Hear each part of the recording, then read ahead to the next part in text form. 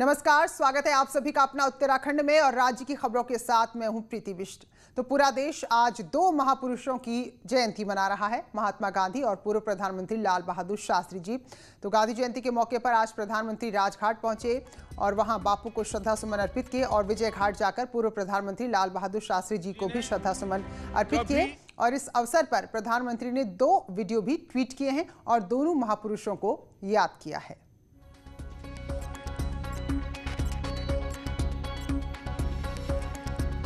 तो प्रधानमंत्री ने बापू का वीडियो शेयर करते हुए लिखा, हम गांधी जयंती पर प्यारे बापू को नमन करते हैं। उनके जीवन और महान विचारों से सीखने के लिए बहुत कुछ है।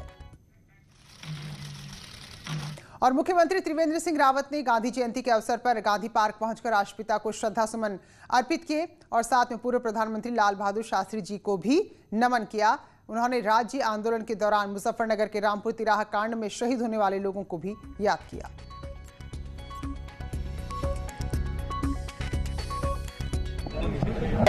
महात्मा गांधी जी और देश के प्रधानमंत्री रहे स्वर्गीय लाल बहादुर शास्त्री जी की जयंती है। आज हम उनको अपने श्रद्धा सुमन अर्पित करते हैं। यही उत्तराखंड के इतिहास में एक काला अध्याय भी जुड़ा था, जब रामपुर तिराहा मुजफ्फरनगर में शांति प्रिय तरीके से राज्य के निर्माण के लिए मांग करने जा रहे उत्तराखंड राज्य आंदोलनकारियों को गोलियों से भुना गया। यही नहीं तो तमाम बर्बर अत्याचार, माँ बहनों का अपमान वहाँ पर जिस ढंग से किया गया, उस रूप में भी उत्तराखंड आज के दिन को देखता है, याद करता है। और उन सब शहीदों को भी आज हम श्रद्धांजलि अर्पित करते हैं। तो पूरे राज्य में आज 2 महापुरुषों के साथ साथ राज्य के आंदोलन के दौरान अपनी शहादत देने वालों को भी नमन किया जा रहा है। चंपावत में भी कलेक्ट्रेट समेत शिक्षण संस्थानों में महात्मा गांधी और लाल बहादुर शास्त्री के बताए गए रास्तों पर चलने का संकल्प लिया गया।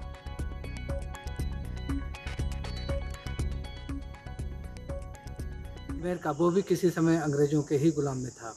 बाद में अमेरिका ने स्वतंत्रता प्राप्त कर ली थी, लेकिन भारत को स्वतंत्रता मिलने में देर हुई। तो ये सब महात्मा गांधी के कारण ही हुआ और महात्मा गांधी की सूझबूझ के कारण ही हम 1947 को स्वतंत्रता प्राप्त कर।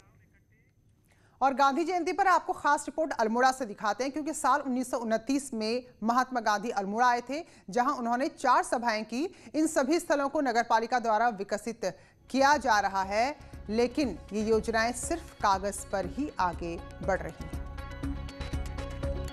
प्राकृतिक शोभा से, यहाँ की जलवायु से बहुत ही प्रभावित रहे हैं। उन्होंने यंग इंडिया में भी आपने इस बात का उल्लेख किया है कि अल्मोड़ा की जो शोभा है, जो जलवायु है, वो स्विट्जरलैंड से भी ज़्यादा अच्छी है।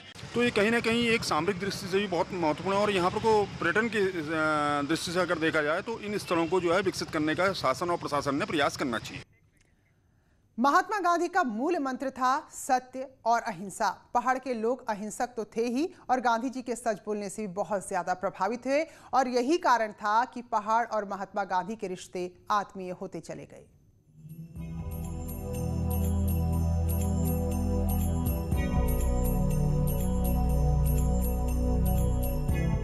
पहाड़ से महात्मा गांधी का लगाव इस कदर है कि आज भी गांधी पहाड़ में रचे बसे हैं।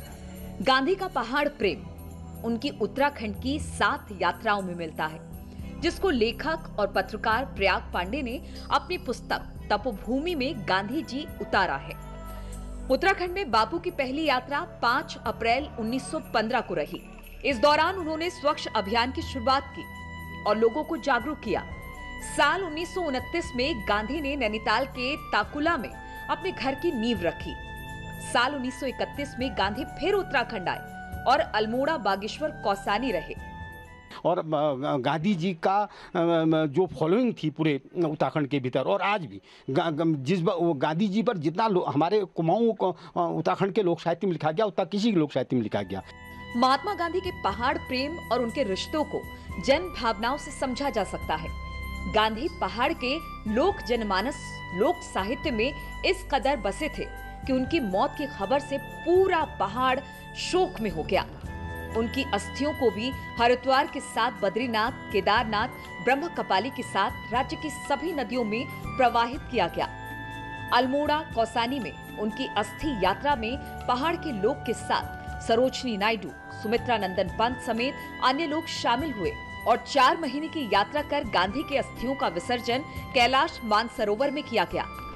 तो 4 महीने की कठिन यात्रा में हमारे वहाँ से 19 लोग कैलाश मानसरोवर गए। कैलाश मानसरोवर में गांधी जी की अस्थियों को विसर्जित किया, वहाँ प्रतिश्राद्ध किया, तर्पण किया, मुंडन किया। तो हमारे वहाँ इतनी फॉलोइंग थी गांधी जी की, और गांधी जी आज भी हमारे समाज में प्रत्यक्ष रूप से व्याप्त हैं। बहरहाल जिस समाज की महात्मा गांधी ने कल्पना की थी वो उनको पहाड़ में ही मिला, और यही कारण है कि गांधी आज भी यहाँ के गीत संगीत के साथ पहाड़ के लोगों के करीब हैं। न्यूज़ 18 के लिए नैनीताल से वीरेंद्र बिष्ट की रिपोर्ट। चलिए आगे बढ़ेंगे। राज्य में अनलॉक 5 की गाइडलाइंस जारी हो गई है। केंद्र सरकार ने इससे पहले बुधवार को सारी गाइडलाइंस और नियम जारी किए थे। इसके बाद अब राज्य में जो गाइडलाइंस जारी हुई है उसके तहत 15 अक्टूबर से cinema hall, theatre, amusement park खुल जाएंगे और स्विमिंग पूल को भी खोलने की अनुमति दी गई है, लेकिन संख्या सीमित रखनी होगी। वहीं जो थिएटर हैं वहां केवल 50% लोगों को ही एक समय में परमिशन दी जाएगी। इसके अलावा जो अम्यूजमेंट पार्क है वो भी खुल सकेंगे। वहीं स्कूलों के खुलने को लेकर फैसला शिक्षा विभाग पर छोड़ा गया है। हालांकि जो रिसर्च स्कॉलर हैं, पीजी साइंस के स्टूडेंट हैं, उन्हें राहत दी गई है, तो वो लोग अपने कॉलेज या यूनिवर्सिटी जा सकते हैं, लेकिन जो बाकी छात्र हैं फिलहाल उन पर कोई फैसला नहीं लिया गया है। मुख्यमंत्री त्रिवेंद्र सिंह रावत ने जल जीवन मिशन की समीक्षा की। मुख्यमंत्री ने कहा कि अगले 100 दिन में राज्य के सभी स्कूल और आंगनबाड़ी केंद्रों में पानी के कनेक्शन दिए जाएंगे। मुख्यमंत्री ने कहा 26 जनवरी 2021 तक सभी घरों में पानी का कनेक्शन देना है, जबकि हरिद्वार और उधम सिंह नगर में ये टारगेट 31 मार्च तक पूरा होना चाहिए। वहीं जिन गाँवों में पाइपलाइन नहीं है वहां 30 सितंबर तक ये काम पूरे करने होंगे। अच्छी बात यह है कि लगभग 650 गांव के करीब ऐसे हैं जिन गांवों में पानी की पाइपलाइन नहीं पहुंची है। अब हमको उनको हर घर तक पहुंचाना है। सेकंड फेज में हमें पानी की जो क्षमता है वो बढ़ानी है, और थर्ड फेज में पानी की जो क्वालिटी है उसको बढ़ाना है। तो पहला फेज हमने कहा कि इस वर्ष हम 10 लाख कनेक्शन देंगे।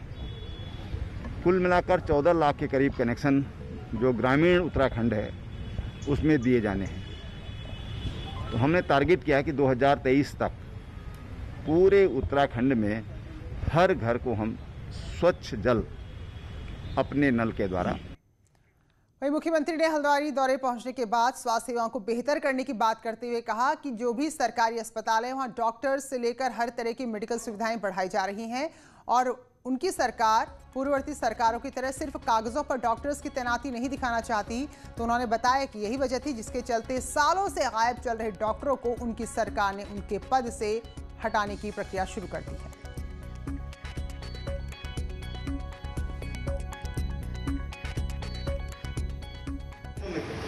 ये कागजीकरण हम समाप्त करना चाहते हैं। मुझे लगता है कि अब तक कम से कम 250-300 डॉक्टर जो कागजों में उत्तराखंड की लिस्ट में थे, हमने उनको बाहर निकालने का काम किया है।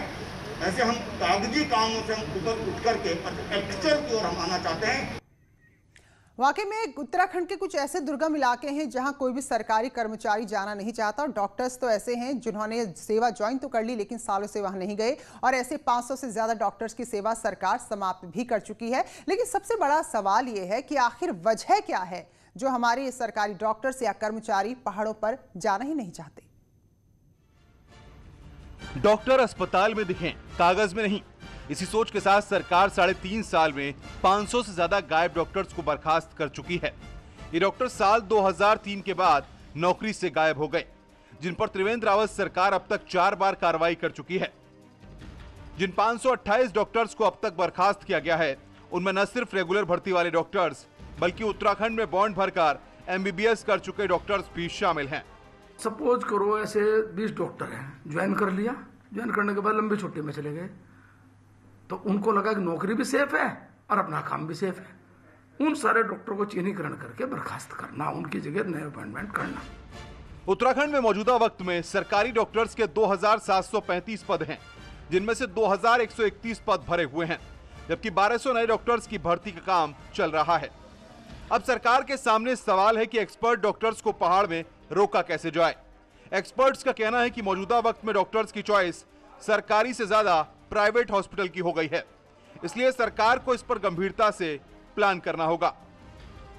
हमारा जो 476 पदों के सापेक्ष हुआ था उसमें डॉक्टर्स आए और जितने लोगों ने उसमें ज्वाइन नहीं किया उनको हटाते हुए हमने दोबारा से 763 का अध्याचन भेज के चयन आयोग में जल्द ही भर्ती प्रक्रिया शुरू होनी है। क्या वो डॉक्टर या जो मेडिकल स्टाफ जहां उसकी पोस्टिंग हुई वहां जाता है तो क्या उसके रहने के लिए उचित स्थान है? दूसरा जो काफ़ी महत्वपूर्ण है, क्या वहाँ पर जो दूसरा पैरामेडिकल स्टाफ उपलब्ध होना चाहिए, यथा staff nurses, pharmacist, ward boy. गायब डॉक्टर्स पर कार्रवाई से सरकार अपनी मंशा साफ कर चुकी है, लेकिन सबसे बड़ी मुश्किल यही है कि प्राइवेट जॉब में मोटी कमाई पर नजर रखने वाले डॉक्टर्स को सरकारी नौकरी में रोका कैसे जाए। दीपांकर भट्ट, न्यूज़ 18, देहरादून। नए कृषि कानून के बाद एक बार फिर से किसान राजनीति का केंद्र बन गए हैं और 22 से पहले एक बार फिर कांग्रेस और बीजेपी इसी मुद्दे पर आमने सामने हैं।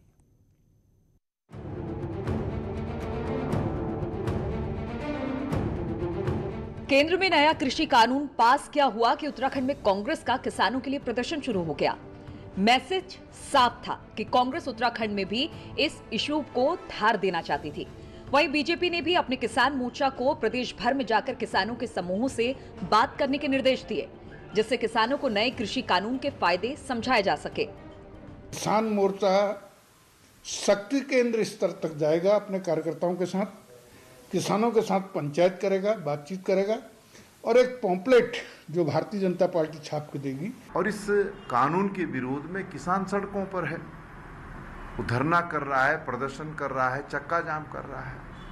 और आज बीजेपी के लोग कह रहे हैं कि कांग्रेस जो है किसानों को उकसाने का काम कर रही है। मैं पूछना चाहता हूं, अकाली दल तो एनडीए का जो है गठबंधन था। अपने खिसकते जनाधार को बचाने के लिए कांग्रेस इस मुद्दे को हाथ से नहीं जाने देना चाहती है। वहीं बीजेपी को 3 बड़े जिलों में वोट खिसकने का डर सता रहा है। उधम सिंह नगर, हरिद्वार और देहरादून में किसानों की अच्छी संख्या है और यहां से विधानसभा की कुल 29 सीटें आती हैं। फिलहाल कांग्रेस के पास इनमें से सिर्फ 3 सीटें ही हैं।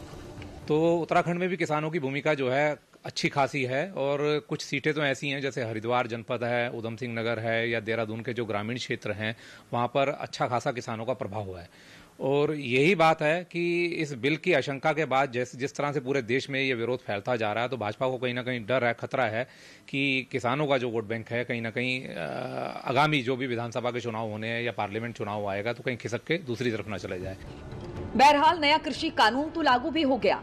अब राजनीतिक बयानबाजी से किसानों को कुछ मिले ना मिले, लेकिन राजनेताओं को इसमें अब भी बहुत कुछ मिलने की उम्मीद नजर आती है। देहरादून से न्यूज़ 18 के लिए सुनील नवप्रभात की रिपोर्ट। और बड़ी खबर इस वक्त आ रही है, अमेरिका के राष्ट्रपति डोनाल्ड ट्रंप और उनकी पत्नी मेलानिया ट्रंप कोरोना पॉजिटिव पाए गए हैं और दोनों को ही क्वारंटीन कर दिया गया है। तो ये बड़ी खबर है। कोरोना जो फैल रहा है और अमेरिका की बात करें तो वहां भी स्थिति बहुत ज्यादा बेहतर नहीं है, लेकिन जिस तरह से बीच में कुछ नियंत्रण हुआ था, लेकिन अब वहां के राष्ट्रपति और उनकी पत्नी दोनों ही कोरोना संक्रमित पाए गए हैं और दोनों को फिलहाल क्वारंटीन कर दिया गया है। तो जब कोरोना काल शुरू हुआ था तो उस वक्त देखा था राष्ट्रपति डोनाल्ड ट्रंप जिस तरह की एहतियात बरत रहे थे और उनका कहना था कि वो रोज हाइड्रोक्लोरोक्विन की दवा ले रहे हैं, इस तरह की भी खबरें आई थी। बहरहाल इस वक्त यही बड़ी खबर है कि अमेरिकी राष्ट्रपति डोनाल्ड ट्रंप और उनकी पत्नी मेलानिया ट्रंप दोनों कोरोना संक्रमित मिले हैं। इसके बाद दोनों को क्वारंटीन कर दिया गया है। तो राष्ट्रपति हैं तो ऐसे में कई लोगों से मिलना जुलना भी रहता है, तो फिलहाल अब सब लोगों को ट्रेस किया जाएगा।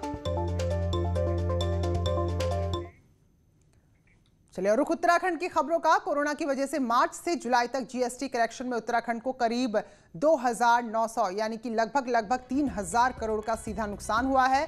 वित्त सचिव का कहना है कि लॉकडाउन के चलते प्रोडक्ट यानी कि जो उत्पाद थे उनकी खपत नहीं हो पाई, उनकी बिक्री नहीं हो पाई और इसका नतीजा यह है कि स्टेट जीएसटी और इंटीग्रेटेड जीएसटी में कमी आई है। और इसी को देखते हुए राज्य सरकार ने केंद्र से 2,000 करोड़ की मांग की है, जिसे जून 2022 के बाद और केंद्र और राज्य के बीच एडजस्ट किया जाएगा।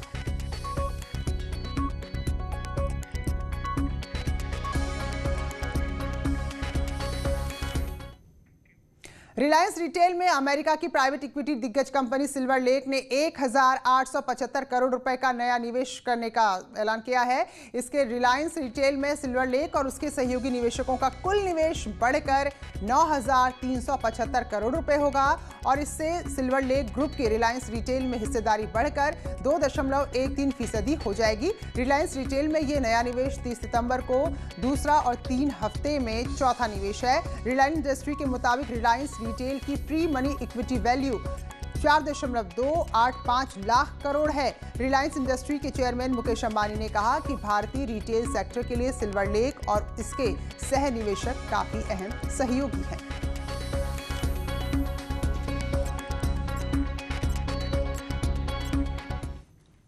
तो उत्तराखंड के बुलेटिन में इतना ही।